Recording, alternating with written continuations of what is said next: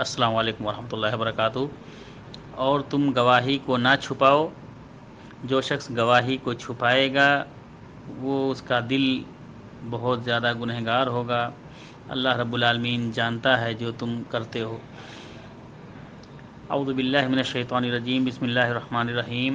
وَإِن كُنتُمْ عَلَى سَفَرٍ وَلَمْ تَجِدُوا كَاتِبًا فَرِحَانٌ مَقْبُوضَةٌ فَإِنْ أَمِنَ بَعْضُكُمْ بَعْضًا فَلْيُؤَدِّ الَّذِي اؤْتُمِنَ أَمَانَتَهُ وَلْيَتَّقِ اللَّهَ رَبَّهُ وَلَا تَكْتُمُوا الشَّهَادَةَ وَمَنْ يَكْتُمْهَا فَإِنَّهُ آثِمٌ قَلْبُهُ وَاللَّهُ بِمَا تَعْمَلُونَ عَلِيمٌ۔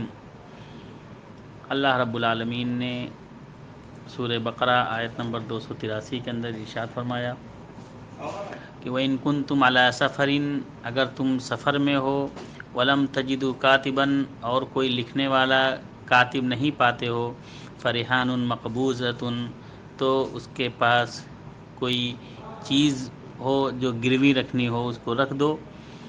فَإِنْ أَمِنَ بَعْضُكُمْ بَعْضًا، اگر آپس میں ایک دوسرے سے مامون ہو، فَلْيُؤَدِّ الَّذِي اؤْتُمِنَ، تو جس کے پاس امانت رکھی ہے اس کو ادا کر دے، وَلْيَتَّقِ اللَّهَ رَبَّهُ، اور اپنے رب سے، اللہ سے ڈرتا رہے جو اس کا رب ہے، وَلَا تَكْتُمُوا الشَّهَادَةَ، اور گواہی کو نہ چھپائے، وَمَنْ يَكْتُمْهَا، جو شخص گواہی کو چھپاتا ہے، فَإِنَّهُ آثِمٌ قَلْبُهُ، تو اس کا دل بہت زیادہ گنہگار ہوتا ہے، واللہ بما تعملون علیم، اور جو تم کرتے ہو اللہ رب العالمین اس کو خوب جاننے والا ہے۔